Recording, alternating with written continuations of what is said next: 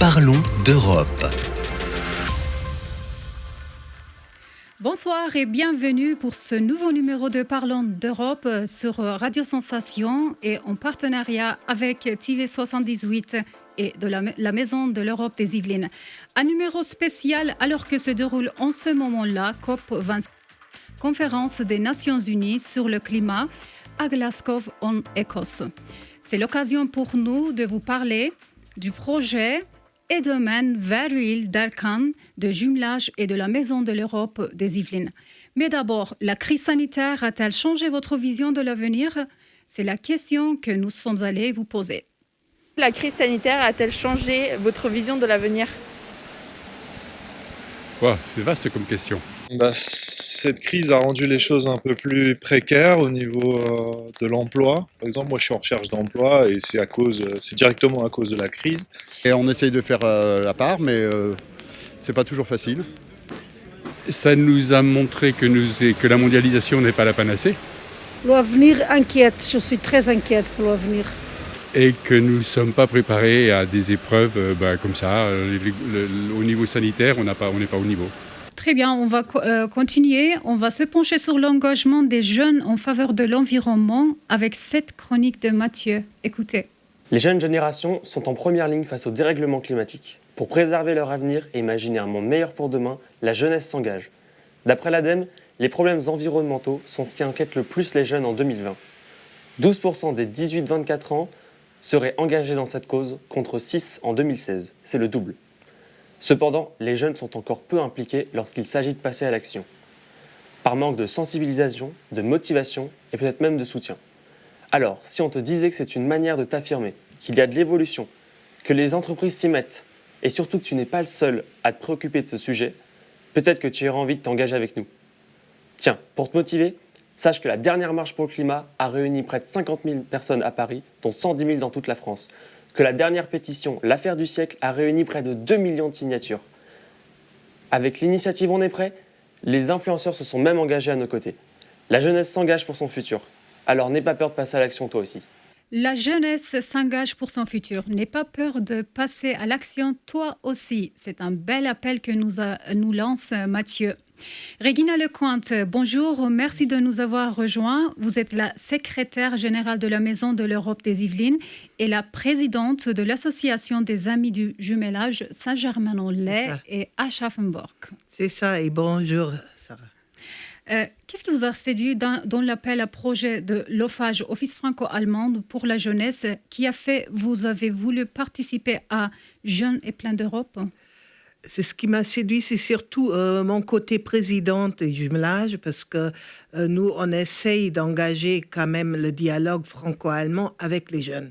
Et la thématique, ça concerne surtout les jeunes, parce que c'est leur avenir, et nous, on essaye de leur dire engagez-vous, réagissez, parce que vos parents, votre environnement n'est peut-être pas aussi rapide, ne voit pas le danger comme vous le voyez, parce que vous allez le vivre. Nous, on ne sera plus là. Mais c'est tout de suite qu'il faut réagir et pas attendre d'avoir 30 ans. On a demandé tout à l'heure aux jeunes si la crise sanitaire avait changé leur vision de l'avenir. Et vous, l'a-t-elle changé ? Si oui, c'était comment ? Oui, ça a certainement accéléré, mais on a déjà, c'est l'avantage de l'âge, ça fait déjà 30 ans, plus de 30 ans qu'on est un peu dans cette vision. Il faut changer quelque chose pour, si on veut tous, parce qu'on est de plus en plus nombreux sur Terre, de faire quelque chose pour ne pas ruiner notre Terre, notre vie, et il faut faire quelque chose.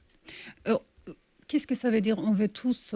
Est-ce que vous pouvez expliquer un petit peu ? Si on veut tous, c'est quoi l'impact, l'influence sur l'environnement ? La façon dont on vit, la façon dont travaille l'industrie, qui peut être très polluante, mais aussi nous, avec nos petits gestes, on peut être très polluant.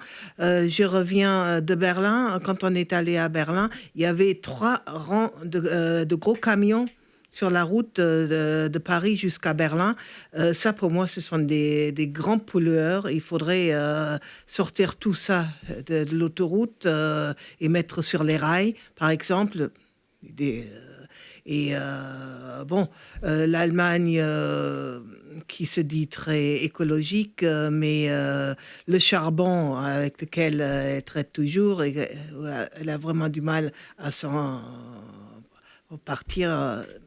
Et Tout ça, justement, c'est vraiment des grandes questions environnementales. Il faut les attaquer et très rapidement. Regina Lecomte, vous êtes d'origine allemande, vous vivez en France. Quelles sont les différences de perception de l'environnement? Est-ce qu'en Allemagne, on est plus verte ou c'est en France? Vous pouvez faire la différence Disons que dans les petites choses, dans les gestes du quotidien, les Allemands ont certainement de l'avance sur les Français. Ça a commencé avec les tri des poubelles. Quelques exemples. Ça n'existait pas encore en France où on faisait ça déjà depuis longtemps.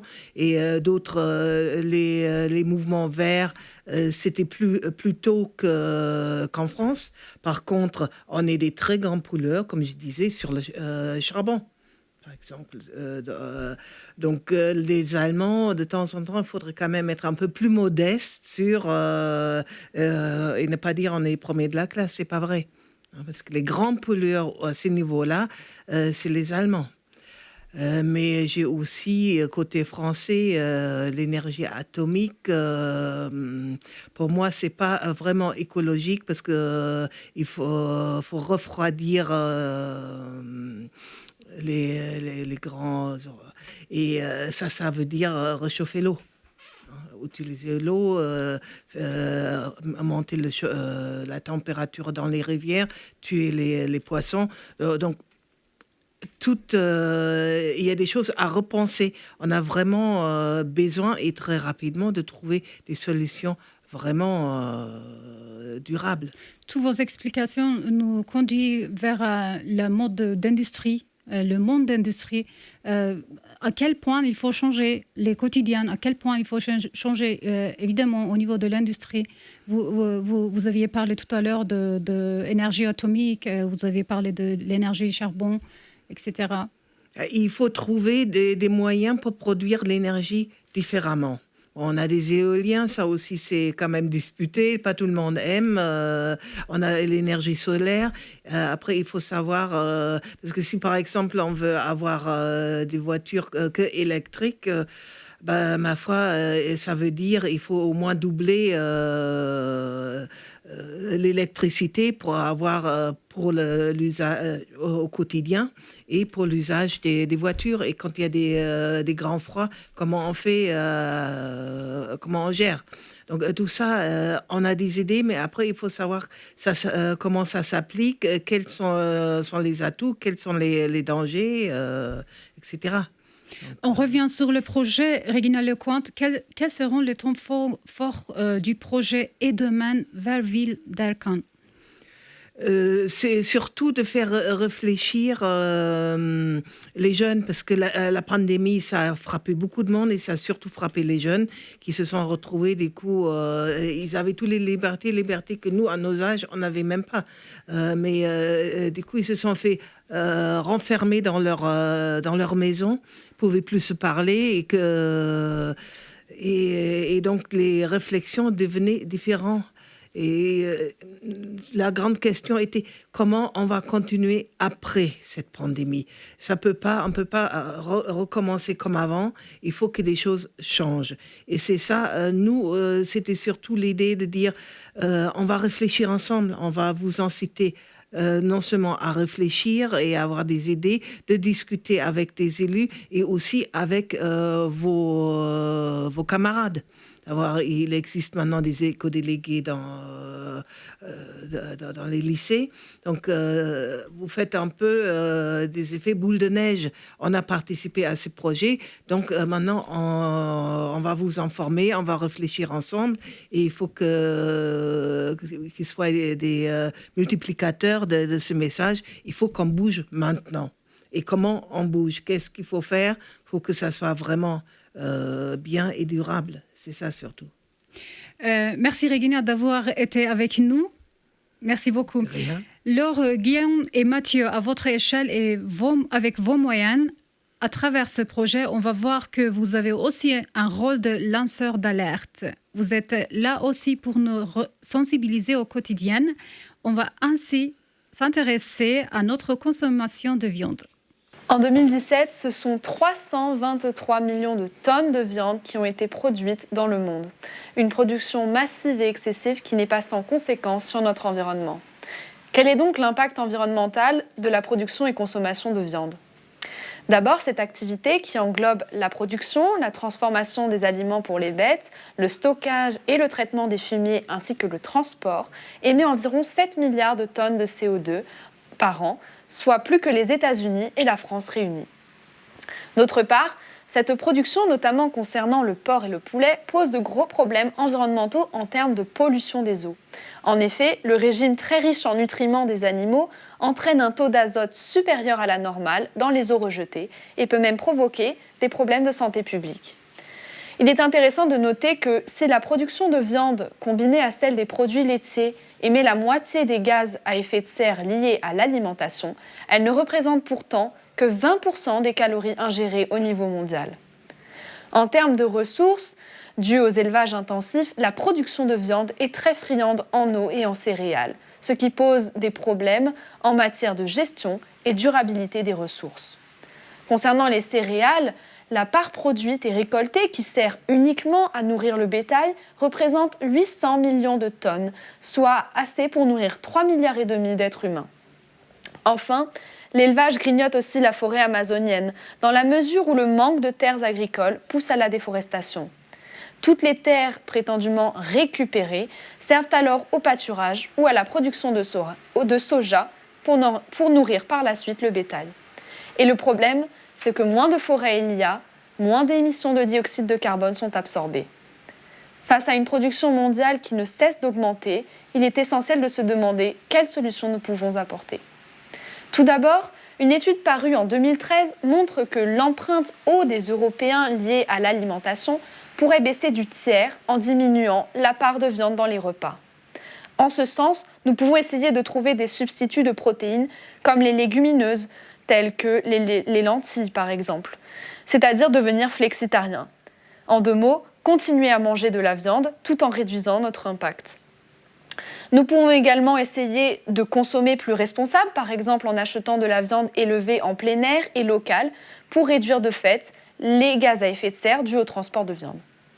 Enfin, il pourrait être intéressant de favoriser les repas végétariens et végétaliens.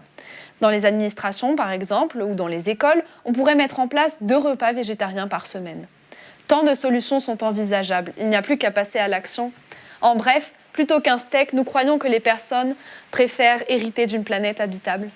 Tout autre chose à présent, la mode, elle a un impact sur l'environnement, comme vous nous expliquez. La nouvelle mode. On sait que la mode vestimentaire est la manière de se vêtir conformément au goût d'une époque avec des codes qu'elle impose et le goût individuel. On recense divers types de mode comme la fast fashion, qui est le fait de fabriquer des vêtements qui s'inspirent du haut de gamme mais vendus moins cher et peut être changés, renouvelés plus rapidement. Et la haute couture, qui est le fait de réaliser des vêtements sur mesure, souvent à la main, dans des ateliers d'au moins 20 personnes. Donc, quel est l'impact environnemental de la mode et quelles sont les alternatives ? Tout d'abord, plus de 100 milliards de vêtements par an sont vendus dans le monde. En effet, selon l'ADME, l'impact environnemental de l'industrie du textile est tout d'abord lié à l'eau, car ils sont le 3e secteur le plus consommateur d'eau avec 4% d'utilisation d'eau potable. Et ils émettent 2% de gaz à effet de serre. De plus, un vêtement de mauvaise qualité va durer environ 35 jours dans le temps, alors qu'un vêtement d'haut de gamme va être plus durable. Ainsi, un vêtement de fast fashion au premier lavage peut perdre une demi à une taille, alors qu'un vêtement de haut de gamme perd quelques centimètres. Enfin, il y a diverses alternatives à cet impact environnemental. Avec des magasins qui revendent les invendus comme Nose, Tocomanie, Clos. On peut les acheter d'occasion, Brocante, Vinted, Le Bon Coin, Emmaüs. Donner à des associations, Fabrique, Croix-Rouge. On peut les troquer à H&M contre des bons d'achat ou à Give. Ou alors faire cours à son imagination avec la customisation, couture, broderie. Donc à toi d'inventer la mode. Que font les jeunes pour l'environnement? Quelles sont les initiatives prises dans les établissements scolaires? Plusieurs exemples à suivre. Je vous amène à Poissy. Stéphanie Thiers, je suis proviseure adjointe du lycée Le Corbusier de Poissy. Quels sont les projets ? Alors depuis 3 ans, nous avons créé un comité des éco-délégués. Donc nous avons choisi de proposer aux élèves, d'ailleurs du collège et du lycée, donc de 11 ans à 18 ans, de réfléchir, de se sensibiliser par le biais de projets aux différentes dimensions du développement durable. Et les projets prennent de plus en plus une part active dans notre lycée. Et nous sommes accompagnés dans cette démarche par différents acteurs, notamment la région Île-de-France. Alors, on a des projets qui ont soit une dimension liée à la protection de l'environnement, à la protection de la biodiversité. Donc le premier projet phare, qui maintenant est à sa 3e année, c'est l'implantation de ruches dans l'établissement, qui ont permis aux élèves ensuite de créer un club apiculture encadré par des enseignants et des personnels du lycée. Ensuite, nous avons eu les prairies mellifères et aujourd'hui, dernière étape de ce projet multifacette, l'inauguration de notre hôtel à insectes. Mais nous avons aussi un autre type de projet qui est plutôt sur la préservation de l'énergie. Et notamment, ce projet est en lien avec un projet national qui s'appelle CUBES et qui vise à mettre en place des initiatives locales pour préserver nos ressources énergétiques et économiser l'énergie. Dans les lycées, il y a parfois des abeilles, mais aussi des moutons, comme au lycée Sonia Delaunay de Villepreux. Je m'appelle Aurore Garneau, je suis enseignante de SVT, mais je suis aussi des référents développement durable. Et on est au lycée Sonia Delaunay à Villepreux, dans le 78. Pourquoi cet engagement ? C'est un établissement en fait, qui s'implique en faveur du développement durable, qui implique l'ensemble des acteurs de l'établissement, que ce soit aussi bien les élèves que le personnel technique, que l'administration, CPE, enseignants. En fait, tous les acteurs au sein de l'établissement en fait, vont participer et collaborer dans le but d'obtenir une démarche de développement durable. Quelle est votre démarche ? Donc, c'est un établissement en démarche de développement durable. Ce label en fait, est délivré par le rectorat. Il est valable pendant 3 ans. Il y a 3 niveaux. Niveau 1, niveau 2, niveau 3. L'objectif pour chaque établissement, c'est d'atteindre le niveau 3. Nous sommes labellisés niveau 2. Ce label en fait, permet ensuite de postuler à un autre dispositif qui, lui, est géré par la région, qui s'appelle le dispositif lycée éco-responsable. Donc à partir du moment où on obtient le label E3D, on a 3 ans et chaque année on peut postuler au niveau des lycées éco-responsables et ça nous permet d'obtenir des subventions de la part de la région Île-de-France et c'est ça qui nous a permis de financer pas mal de nos projets. Donc l'idée c'est de présenter en fait un projet, de soumettre un projet, de budgéter le projet. Ensuite la région décide si elle investit ou pas dans le projet en fonction de comment on a monté notre projet. Quels sont les projets ? Alors les projets qu'on a mis en place sont divers et variés. Ça fait déjà plusieurs années qu'on est en démarche de développement durable et qu'on fait partie justement des lycées éco-responsables. Donc on a commencé par mettre en place en fait, un petit jardin écologique en créant des plateformes à partir de matériaux recyclés. On a créé des carrés potagers. On a également créé une grainothèque, c'est-à-dire on collectionne en fait, des graines et on permet aux membres de l'établissement d'échanger des graines. On a également créé une haie végétale, on a créé des nichoirs à oiseaux et on a travaillé aussi sur les copâturages. On avait installé des bêtes, des brebis à partir de l'année dernière, 4 brebis pâturent et ça évite de tomber en fait, les pelouses. Et on a également participé à la gestion des déchets en créant des poubelles. Donc les éco-délégués ont créé des poubelles qui permettent de recycler en fait, le papier qui sont récupérés par les agents qui recyclent ensuite. On est au studio de nouveau, Laure Guimine et Mathieu. Parmi tous ces projets, toutes ces actions, il y en a que vous connaissiez déjà et il y en a qui vous intéressent plus particulièrement. Je m'adresse à Laure. Alors moi, l'idée des moutons, je connaissais pas trop cette idée, mais l'apiculture, c'est ça. Je trouve que ça c'est une super bonne idée. Et voilà, après... Donc, c'est une bonne idée, super bonne idée. Vous pouvez nous élargir un peu cette idée. Pourquoi vous pensez que c'est une très bonne déjà, idée? Déjà, le fait de mettre un projet en place, quel que soit le projet, c'est une bonne chose. Et ça permet aussi de montrer aux élèves que c'est possible de changer et qu'il ne faut pas qu'ils pensent il faut pas qu'ils se disent oui, c'est pas parce qu'on fait ça que ça va changer quelque chose. C'est pas une petite action. En fait, une petite action peut changer quelque chose. Et notamment, on peut prendre l'histoire du petit colibri qui est dans la forêt et qui met de l'eau dans le feu. Je ne sais pas si vous connaissez cette histoire. Guillemine, oui, c'est vrai que c'est bien de voir des moutons au lycée. Qu'est-ce que vous pensez par rapport à cela? Oui, c'est mignon, mais à part d'être le mignon. fait d'avoir des animaux au lycée, bon, c'est pas possible dans tous les lycées parce qu'il y en a qui n'ont pas d'herbe ou très peu. Et ça coûte très cher. Et le fait d'avoir des animaux, déjà, ça sensibilise les élèves à la cause animale. Et aussi pour l'environnement, c'est plus écologique qu'un mouton broute l'herbe que utiliser la tondeuse à gazon. Je reviens vers Mathieu. Mathieu, on a bien vu quelques projets par rapport à l'environnement au sein des lycées plutôt. Oui, il y avait des moutons, il y avait des autres projets, mais plus particulièrement qui vous intéressent au niveau des projets. Qu'est-ce que vous pouvez nous raconter en tant que jeune?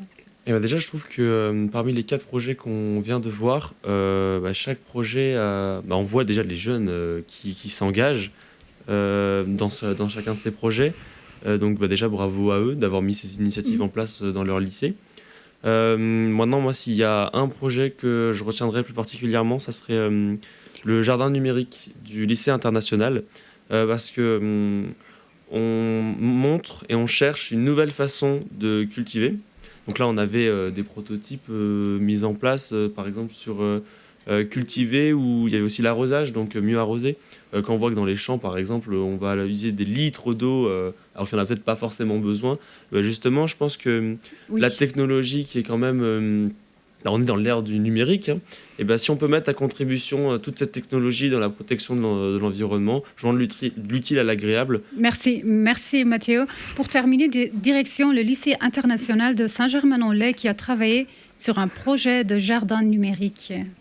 Je m'appelle Lucas Agostino et je suis professeur de mathématiques au lycée international de Saint-Germain-en-Laye. Quels sont les projets ? Alors c'est un projet qui s'appelle Études des jardins numériques. C'est un projet qu'on a initié l'année dernière au lycée international en septembre et qui avait comme objectif de faire découvrir la dynamique de projet aux élèves par le biais d'un sujet à la fois intéressant et qui constitue un enjeu pour le monde contemporain, à savoir les problèmes liés à l'écologie. Les élèves ont conçu 2 maquettes. Une maquette pour créer un arrosage automatique de plantes afin d'étudier l'utilisation de l'eau dans un cadre de potager et donc en gaspiller moins.